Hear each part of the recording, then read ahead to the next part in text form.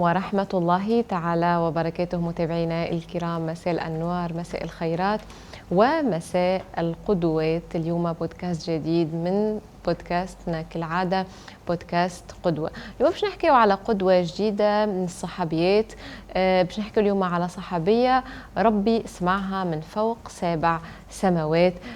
ربي ذكر قصتها في القرآن. صحابية جليلة تعرفت بطاعتها لزوجها ككل الصحابيات المسلمات القانتات العفيفات اللي يعرفوا ويقدروا أزواجهم. اليوم باش نحكيو على الصحابية خولة بنت ثعلبة، وسعيدة جدا اليوم باش نحكيو على قصتها، نحكيو على أبرز المواقف في حياتها وفي حياة الإسلام طبعا وفي حياة السيرة النبوية. سعيدة جدا كما العادة باستقبال الدكتورة أسماء هلال. السلام عليكم. وعليكم السلام ورحمة الله تعالى وبركاته.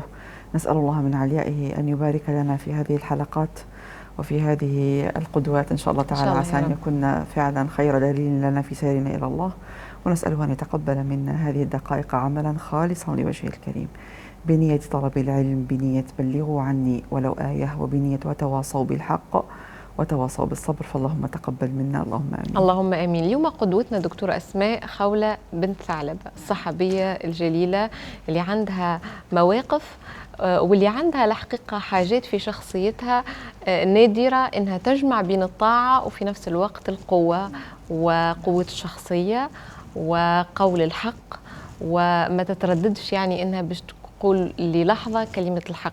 فهذه الشخصية فريدة ونادرة. نعم. بسم الله الرحمن الرحيم. ابتداء ونصلي ونسلم على سيد المعلمين صلى الله عليه وسلم، سيدي رسول الله. نعم أستاذتي، الصحابية الجليلة خولة بنت ثعلبة، لما تذكر هذه الشخصية نعم. أو تذكر هذه القدوة، لأنه ما دامت من الصحابة فأصحابي كالنجوم بأيهم اقتديتم اهتديتم، صلوات ربي وسلامه عليه. فهو الذي علمنا أن في كل صحابي رجلا كان أو امرأة فيه سمة أو سمات تميزه لهذا، وكأنه سيدنا النبي صلى الله عليه وسلم قلنا لهذا اختاره الحق أن يكون في زمرة الصحابة الكرام. سبحان الله. ساعات هو شيء يذكر أستاذتي الكريمة، يقول لك لو كنت في زمن الصحابة لكنت فعلت القضية اختيار الحق سبحانه وتعالى. فلو هذه لا يعني حتى تسمن ولا تغني من لا تمام تفتح عمل الشيطان، ولو كان علم الحق سبحانه وتعالى أن في وجودك في زمن الصحابة لفعل. صح. فالحق أعلم وأحكم. فالصحابية الجليلة هذه أستاذتي الكريمة، وإن كانت ليس لها كثير أثر فيما ورد في السيرة، ولكن كما قلت وتفضلت نزل في حقها وفي شأنها قرآن يتلى. نعم. وهي من السور التي تقريبا جل أو أغلب الناس اللي عندها تواصل بكتاب الله عز وجل يحفظوا سورة المجادلة. نعم. سيدة خولة هذه ببساطة شديدة قصتها باختصارية متزوجة. نعم. من صحابيين كذلك جليل يسمى سيدنا أوس. فهذا يقع بينها وبين زوجها كما يقع بين الأزواج خلافات، بعض المشاكل، وكان يعرف زوجها بسرعة الغضب. فإن كان سريع الغضب فواحد سبحان الله العظيم لابد أن تكون زوجته على درجة من الحلم نعم ومن الرصانة، وتمتص ذلك الغضب، لأنه هو أقوى شيء أو أقوى سرعة لمداواة غضب الطرف المقابل أنك أنت تهدئ من روعه. بماذا؟ بأن تتمالك نفسك أولا، ثم تحاول تمتص، وثم تعطيه الحق في البداية حتى يهدأ ولا يجد الشيطان بينكما سبيلا. هذه أهم حاجة بين الأزواج، وهذه نصيحة، وقد يكون اليوم الحلقة خاصة فعلا بتوصية الأزواج. صح. لأنه هذا وارد. فهذا الزوج كان سريع الغضب. ففي مرة يعني كان وفاه هذه مقولة في عهد الجاهلية كانت بكثرة، سماها الإسلام بمسمى الظهار. تمام. فيقول لها أنت علي كظهر أمي. يعني ما معنى ظهر أمي؟ يعتبرها كالأم كالأخت، أي أنها محرمة عليه، أي أنه لا يقربها ولا يعطيها حقها الشرعي، ويبتبقى على ذلك فترة. فكان عندما ظهر منها أو ابتعد عنها بهذه الكيفية باعتبار مفهوم الجاهلية أو ما كان عليه القوم في ذلك العصر، فهذا عندما أراد، وهو ما هو مسلم، عندما أراد أن يقرب زوجته بعد فترة ما قالت لا تفعل حتى تأتي رسول الله صلى الله عليه وسلم. طبعا هي المرأة هنا هذا أول موقف بداية، ما دام أنت اخترت هذا المسلك إنه كل واحد، وهذا نجده للأسف أستاذتي موجود الآن. أيوة. يعني ولو إنه بصيغة ممكن أي متغير، تمام. أما نفس الكونسيبت نفس الشيء، يعني موجود بطريقة عايشين كل واحد على روحه، وكأنما هو الطلاق الصامت يسمى. نعم. طب هل هو طلاق؟ هل هو ظهار؟ هل هو ماذا؟ ابحث عن أي مسمى. الناس ابتعدت عن الدين. ما عادش على الأقل لابد أن تجد لنفسك مخرجا شرعيا. نعم. مش تبقى ابحث قول أنا هذا صاير بيني وبين زوجتي لأسباب عدة. طب اسأل أهل الذكر حتى تعرف إذا أردت حتى أن تعدل بوصلة. تمام. حتى إذا أردت أن تقربها أو حتى تكون في الحلال مثلا. من أحيانا ندخل في مزالق لا يدري الإنسان أهو في موقف شرعي سليم أو خارج عن الدين أو هي لا تحل له أصلا. هذا ما فعلت هذه السيدة الفاضلة وهذه الصحابية الكريمة. قالت لا تقربني لما أراد أن يعود إليها، قالت لا تقربني حتى تأتي رسول الله. أحكي له قل له صار وقلت أنت علي كظهر أمي، وهذا ما عرف عليه في الجاهلية. فاستحى أن يأتي فيخبر حاله أو يخبر رسول الله صلى الله عليه وسلم بفعل نعم بهذا الموقف تجاه زوجته. يستحى من باب الحياة وهذا وارد، ولكنها المرأة الغيورة على دينها. شوف يعني هو أحيانا نجد فطانة في المرأة قد نفقدها في زوجها، وارد. نعم. مش معناتها شوف أراه المرأة والرجل يتكاملان. حتى كان زوجك ضعف في موقف من المواقف وانت ادركت الحقيقه، اول حاجه ما تذلوش خاطر انت عرفت الحقيقه. هو الكمال لله سبحانه وتعالى طبعا. وقد يقف هو مواقف وكذا، وغالبا ما يكون عليه الرجل ارزن من المراه واكمل وافقه واحلم واصبر، وانت قد تكون في حاله غضب فهو يعدل لك الكفه. فلما يضعف الرجل تجاه موقف في الدين تحمل المراه عنه، والمهم الاسره تكون في كنف طاعة الله وطاعة رسول الله، فخير وبركة. نعم. الصحابيات هكا كانوا يعملوا، مش يعايرن أزواجهن بالنقص الذي فيه. طب هي تقول له باش تنجم تقول له هو لا حياء في العلم لا حياء في الدين على مسميات مختلفة، فتنجم تقول له هذا هو استحى. فماذا فعلت؟ قالت لما خلاص أنا أتحمل هذه المسؤولية. لأن هنا تبرز شخصية المرأة. نعم. الورعة التي تخشى على دينها والتي تريد أن تجمع شتات أمرها بزوجها. لكن ممكن القوة اللي فيها دكتورة أسماء نعم. القوة من الله وبالله. تمام. لأنه الشخص لما يكون سائر في طريق الحق تكون عنده قوة سبحان الله، يقول لك منين جايبها؟ وكانه مرة نسمع في عالم يقول لك نحن قوم أعزنا الله بالإسلام لا أدري أذلة قومنا من أين جاءوا.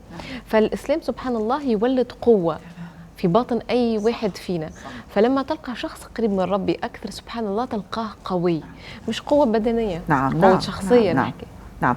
هذه القوة الإيمانية. شوف الإنسان موصول بالله سبحانه وتعالى مشحون، يشحن بالإيمان، يشحن بالورع، يشحن بالمحبة، يشحن أنه لا يخاف في الله لومة لائم، يشحن أنه يعمل للدار الآخرة، يرى الدنيا مواقف الدنيا تمشي وتجي، ترددات هذه تمشي وتجي، ولكن المواقف التي تثبت أو تثبت الناس وتثبت عند الحق سبحانه وتعالى في صحيفة عملك هي ما انتصرت فيها لله. هي خافت أنه يكون بيت الزوجية متاحة على غير مراد الله، فهو باش يرجع اعتبار أنه زوج عادي. لا، هات نستشير رسول الله، اسألوا أهل الذكر. تو الناس كل تفتي يا أستاذتي. أي والله. يمشي ساعات يلقى لك مشكلة بينه وبين زوجته، يمشي الإمام الجامع إمام الخمس. إمام الخمس عنده مهمة وظيفة معينة يقوم بها، ماهوش مفتي. اسأل أستاذ دكتور في الشريعة، مفتي من المفتين، إنسان تصدر للعلم والفقه ودلالة الناس على الله سبحانه وتعالى. واختصاصه الفقه. اختصاصه. حتى يقول لك راهو مش اختصاصي ما تقولوش إيه زعما تعرفش، لا تبحث عن معناتها كيما يقولوا افتاء حتى يرضيك، حتى أنت أمورك المهم فقط تسكر الموضوع، إنه أنت تمشي نفسك. لا، شوف فما قضية إنه لابد أن تخاف الله ظاهرا وباطنا. أي والله. فتمشي تتوجه وتقول يا ربي دلني على من يدلني على الحق وعلى الصواب وأمتثل. فهذا ما فعلت، فحملت نفسها وذهبت للنبي صلى الله عليه وسلم فقصت عليه القصص. نعم. فاش قال لها سيدنا النبي صلى الله عليه وسلم؟ قال لا أراك إلا قد حرمت عليها.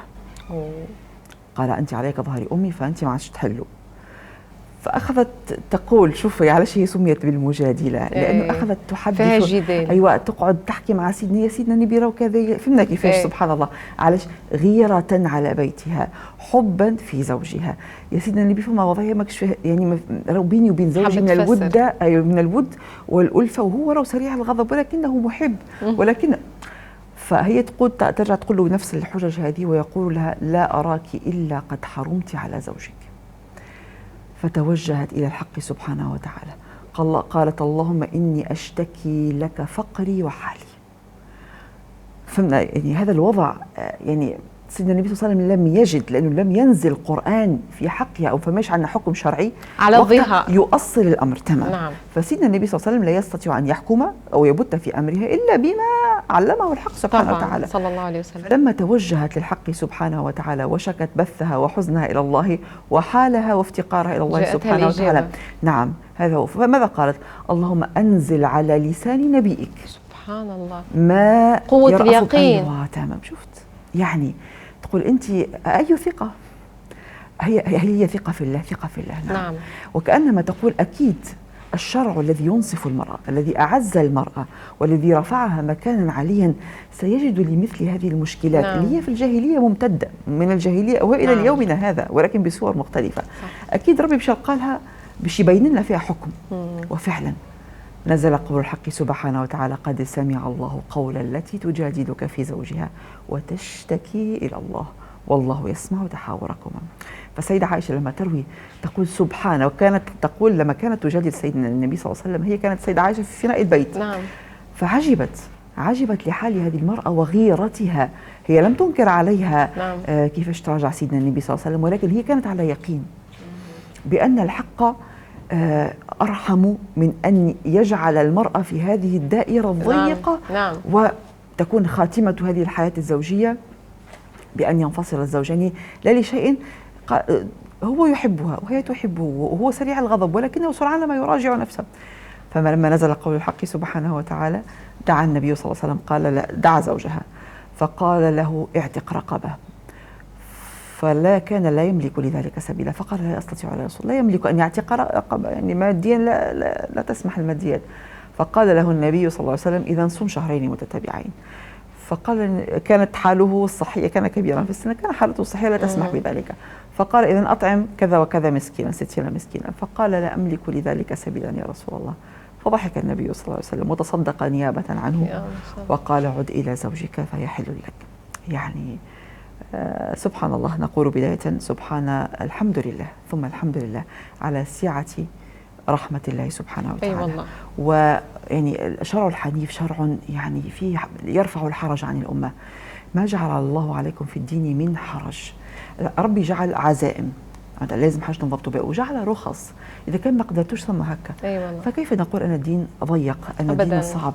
الدين ضبط الحياة بحسب الفطرة والسجية التي خلقنا الله سبحانه وتعالى عليها. كي نبعدوا على ديننا نضيعوا وندخلوا بعضنا ويصيرنا الاكتئاب ويصيرنا الستريس ويصيرنا الضغط النفسي ويصيرنا كل أنواع الشذوذ والشرود عن الدين. وقتها يصير ولا يستطيع الإنسان أن يعدل كفته إلا بأن يلتزم بضوابط الشريعة. عرفتك أستاذتي الكريمة ولله المثل الأعلى، لما الإنسان يصنع صنعة ويحدث لها إحداثيات معينة، برمجة معينة، البرمجة هذه تخدم على هذه الآلة، إذا نزعت عنها جزئية من جزئيات البرمجة تفسد الآلة. طبعا. هكذا الإنسان والصانع أدرى بصنعته. فنسأل الله سبحانه وتعالى أن يفقهنا في هذه المعاني. آمين يا رب. هذا مثلا من أبرز المواقف اللي تعرضت لها طبعا صحابية خولة بنت ثعلبة. هل فما مواقف أخرى دكتورة أسماء؟ هو الموقف هذا أكثر موقف مشهور. هو الأستاذة ممكن ما نستقيه من هذه القصة أنه أول حاجة ديما لابد أن تعتز المرأة المسلمة أنها مسلمة. والله لو قالت كل النسوة بخلاف أن الإسلام رفع شأن المرأة وكرمها وعززها، نقول لا تصغي للترهات خارج دائرة الإسلام. بالحق أي والله وحكينا فيها سابقا. صح يعني صدقا يعني أمر مضحك. لو ترجع تبعودوا اقرأوا، ابتعدتم عن تاريخكم، لو عدتم إلى التاريخ لبكيتم على أنفسكم. بالعكس كانت أول حاجة الإسلام رفع المرأة مكانا عاليا.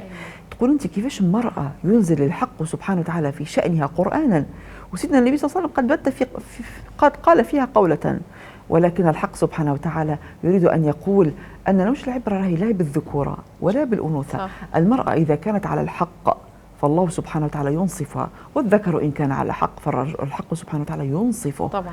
أي عدل هذا، أي كمال في الشريعة هذه. والله. وكذلك نقول المرأة لما تكون متعلقة بربي، شوف أي مشكلة تعترضها، وإحنا في زمن فتن يا أستاذتي، فتح الباب على مصراعية أو حتى على أكثر جدا. إذا ما عندك حتى حل، والله لو كان ما نعودوش في الأشهر هذه، احنا في فترة صيفية، لو كان الناس ما ترجعش لربي سبحانه وتعالى، ما تستغربش علاش كل يوم عندك مشكلة جديدة. عودوا إلى الله، عودوا إلى كتاب الله. أي حاجة أنت غلط فيها عندك أشهر أو سنوات، عد إلى الله. تب إلى الله، قل له يا رب أني بعدت، والله ليس تجرؤا عليك، ولكن غرتني نفسي، غرتني شهوتي، الصحبة اللي أنا فيها يمكن ربي بعدتني عليك، ولكني أيوة. نحبك يا ربي. أي والله. تحدث مع الحق سبحانه وتعالى وأنت تشكو بثك وحزنك. شكت خولة بنت يعني ثعلبة حالها، يا ربي يعني أنزل على لسان نبيك قرآنا في شأني وفي حالي، إني أشكو حالي وفقري إليك. افتقر على باب الله. ولا ننسى ربي يقول ونحن أقرب إليه من حبل الوريد. ربي سبحانه وتعالى ساعات يحطك أستاذتي الكريمة في مآزق لا لشيء، لأنه يحب أن يسمع صوتك. تكون أنت منعم عليك، منعم ربي فاتح عليك من العطاء في الزوج، في الذرية، في المال، في الأهل، في العمل، ولكن ربي ضيق مرة ويزيد، قد يزيد يضيق عليك، والذي أعطى قد يمنع، ونحن مع المعطي ومع المانع أيا كان، لأنه احنا مش القضية في العطاء، هذاك على شيء يستوي عند الإنسان. لما دام ربي قدر علي الأمر هذا، وإن كان في ظاهره لا أحبه أو لا يناسبني أو أرى فيه شرا، ولكن محبوبي هو الذي قدره علي. أي والله. فشو يصير؟ أكيد وراءه خير كثير. فأنا مع المانع وأنا مع المعطي، لأنه هو الله سبحانه وتعالى. أي وأكيد لما أصبر وأحتسب سيخرجني الله من دائرة الابتلاء إلى دائرة التنعم، ولأن الابتلاء في نهاية الأمر هو نعمة باطنة. أي والله. لو ندرك هذا، فإذا ما الحل؟ ففروا إلى الله، عودوا إلى الله، والله تجد نفسك ولو أنت في قلب الابتلاء راضي عن الله، سكينة عجيبة، لا تجزع ولا تخف، وإن فقدت ما فقدت، وإن نسيت ما نسيت، وإن ضيعت ما ضيعت، ففضل الله واسع. فهذه الشخصية تعلمنا الصبر على الزوج بداية، لأنه هذا مهم جدا، والثبات على المبدأ إن كان حقا، واليقين الجازم في الله سبحانه وتعالى أنه أكيد سيجعل لك مخرجا ما دمت محتسبا كل خطوة لله سبحانه وتعالى. وكذلك تكون قدوة لغيرها، ولا بأس إن كانت المرأة تصرفت بحكمة في موقف وخذلت الحكمة الزوج في مواقف، فهذا لا يعني شيئا. تمام، لا يعني شيئا، لا تصغر ولا تنقص من قدره. أيوة. ولا ترى نفسها مغترة عليه كذلك طبعا. فهذا يوم لك ويوم عليك. أيوة. والأصل في الأمر أن التكافؤ بين الزوجين ما دمنا في دين الله، هدفنا واحد، إقامة دين الله في بيتنا وإحياء سنة الحبيب صلى الله عليه وسلم. فسيبارك الحق عاجلا غير آجل إن شاء الله. شكرا لك دكتورة أسماء. فعلا بارك الله. اليوم القصة ولو إنها موقف واحد، لكن في برشا حاجات نجموا نستفيدوا منهم. قصة السيدة خولة بنت ثعلبة الحقيقة تعلمنا برشا حاجات رغم اختصارها، إلا أنه بالكيفية وليس بالكم. صح يعني صح. فمن بين القصص اللي سريعة يعني سردها، لكن معانيها تقعد برشا في البال. حتى وانا في الاعداد الامانه قعدوا برشا حاجات في بالي من قصه صحابيه خولة بنت ثعلبة. فربي يجعلهم دائما منارات لينا كما قال الحبيب صلى الله عليه وسلم، ويجعلنا نقتدوا بهم. هذه اهم حاجه، مش قولا فقط، فعلا زيد ان شاء الله. يا رب يعاوننا. شكرا لكم متابعينا الكرام على المتابعه دائما. نلتقي ان شاء الله في حلقة جديدة وفي قدوة جديدة من بودكاست